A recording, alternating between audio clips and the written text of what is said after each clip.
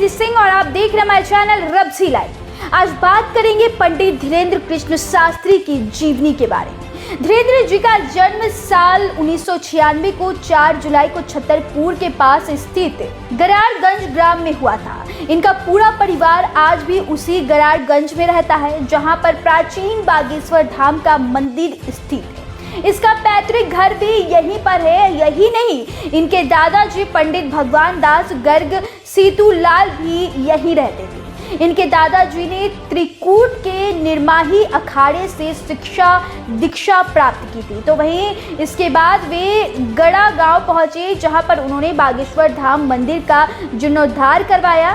यहीं पर धीरेन्द्र कृष्ण शास्त्री के दादाजी भी दरबार लगाया करते थे। उन्होंने आश्रम संन्यास आश्रम ग्रहण कर लिया था। धीरेन्द्र महाराज के गरागंज वाले पैतृक गांव में माता पिता व उनके छोटे भाई भी रहा करते थे। इनके पिता का नाम राम कृपाल गर्ग था, जो कि नशे की बेहद ही आदी थे, जिस कारण वह ज्यादा कुछ नहीं कर पाते थे। इनकी माता जी का नाम सरोज गर्ग है। वह धीरेन्द्र कृष्ण के छोटे भाई शालिग्राम गर्ग जी महाराज वह भी बालाजी बागेश्वर धाम को समर्पित थे। बता दें, धीरेन्द्र कृष्ण शास्त्री ने अपनी प्रारंभिक शिक्षा गांव के ही सरकारी स्कूल से प्राप्त की थी। उन्होंने 8वीं तक की शिक्षा अपने गांव में ही ग्रहण की, जिसके बाद आगे की पढ़ाई के लिए उन्हें 5 किलोमीटर दूर गंज के स्कूल में जाना होता। आर्थिक अभाव के कारण 5 किलोमीटर का सफर प्रतिदिन पैदल ही तय किया करते। यहाँ से उन्होंने 12वीं तक की पढ़ाई की और उसके बाद आगे की पढ़ाई के लिए उन्होंने कला संकाय के स्नातक में दाखिला लिया। लेकिन आर्थिक अभाव, जो कि सबसे बड़ी मुद्दा हो, आर्थिक अभाव और धर्म की भक्ति और आस्था के कारण उन्होंने बीच में ही अपनी पढ़ाई को छोड़ दिया। धीरेन्द्र अपने परिवार के सबसे बड़े लड़के हैं, जिस कारण परिवार का भरण पोषण भी इन्हीं को करना होता था, जिसके चलते यह लोगों के घर में जाकर दान दक्षिणा मांगा करते थे। साथ ही कथा व पूजा करके अपने घर का भरण पोषण करते थे। धीरेन्द्र कृष्ण शास्त्री के पिताजी ना कुछ करने के कारण परिवार की आर्थिक स्थिति बहुत ही बद से बदतर खराब थी। 3-3 दिनों तक खाने का अभाव रहता था। जैसे तैसे गृहस्थी चला करती थी। रहने के लिए एक छोटा सा कच्चा मकान था, जो बरसात के दिनों में टपका हुआ रहता था। इसे हनुमान जी का आशीर्वाद कहिए या फिर किस्मत का खेल कहिए। इतना ही नहीं, इतनी कम उम्र में धीरेन्द्र महाराज शानदार मुकाम और प्रसिद्धि हासिल की है। धीरेन्द्र कृष्ण शास्त्री का जन्म शुक्ल वंश के ब्राह्मण परिवार में हुआ, जहां शुरू से ही कर्म कांड होता रहा। इनके दादाजी एक प्रभावशाली संत थे, जिसके कारण धीरेन्द्र कृष्ण शास्त्री को बचपन से ही गुरु कृपा मिली। इसके दादाजी बागेश्वर धाम में ही रहते थे और उसी गांव में इनका जन्म हुआ, जिस कारण पूरे परिवार प्रतिदिन बागेश्वर धाम जाया करती थी।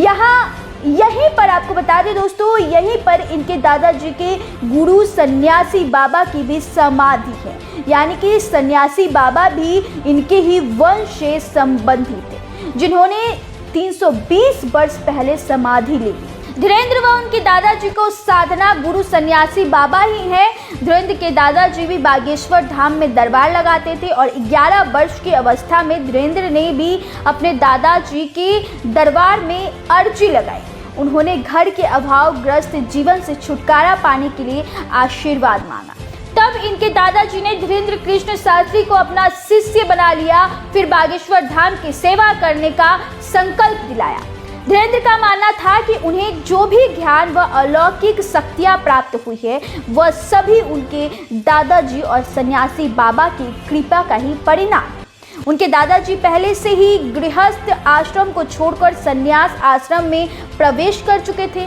साल 2010 में इनके दादाजी सीतूलाल गर्ग की काशी में अपना देह को त्याग किया।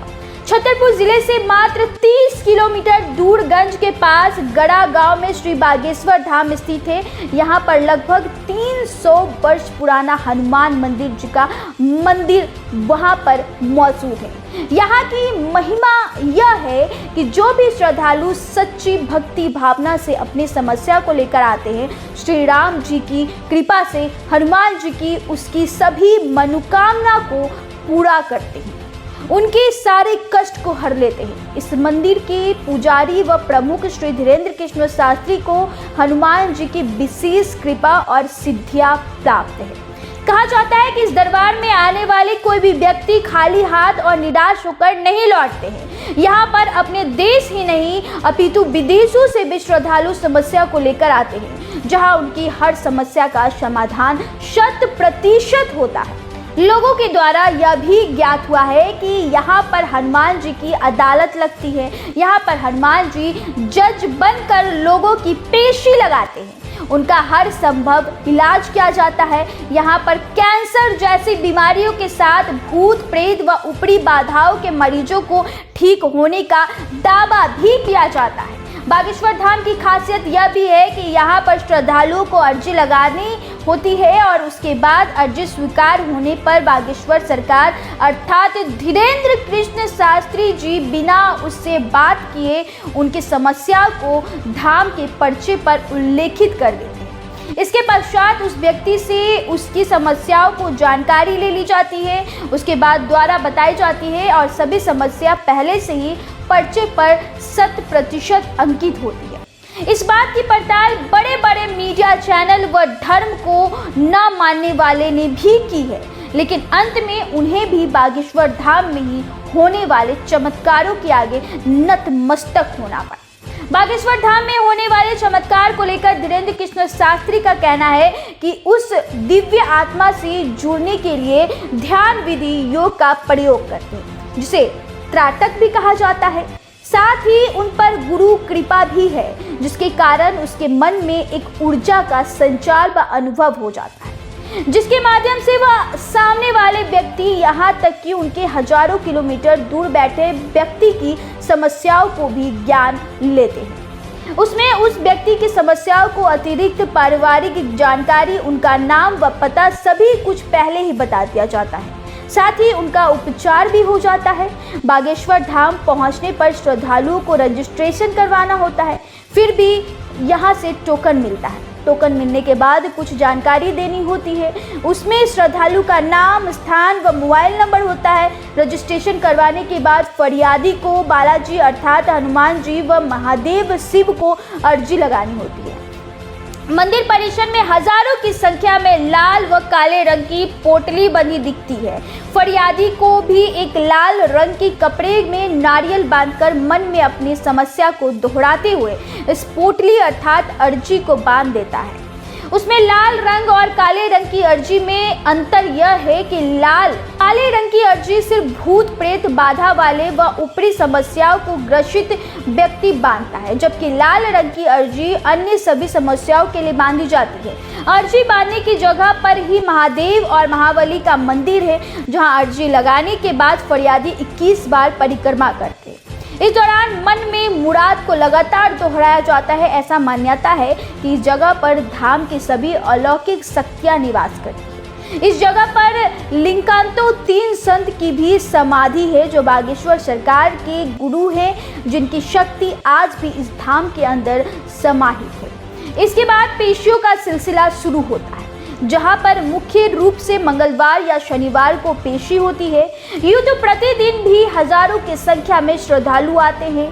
तो कैसी लगी आपको बागेश्वर धाम सरकार की यह रिपोर्ट, हमें कमेंट सेक्शन में जरूर बताओ। ऐसे ही खबरें जानने के लिए और ऐसे स्टोरी जानने के लिए आपको कैसी लगती है हमें वो भी कमेंट सेक्शन में बताएं, और हमारे चैनल को लाइक करें, शेयर करें, वीडियो को ज़्यादा से ज़्यादा लोगों के साथ शेयर करें। तब तक के लिए बने रहें हमारे चैनल के साथ। धन्यवाद।